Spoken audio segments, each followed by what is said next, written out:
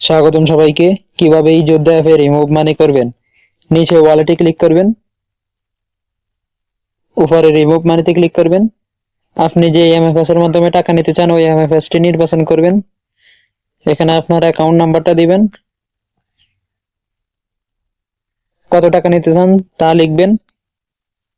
Remove মানি করুন বাটনে click করবেন, এখানে হ্যাঁ বাটনে ক্লিক করবেন। দেখুন রিমুভ মানি রিকোয়েস্ট সফল হয়েছে। তো আমরা ট্রানজ্যাকশনে গিয়ে দেখি।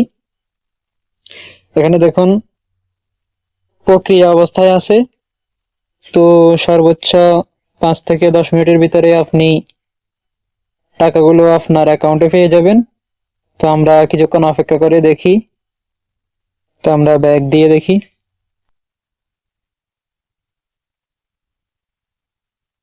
দেখুন রিমুভ মানি সফল হয়েছে, অর্থাৎ আমার অ্যাকাউন্টে টাকা চলে আসছে। ভিডিও দেখার জন্য সবাইকে ধন্যবাদ।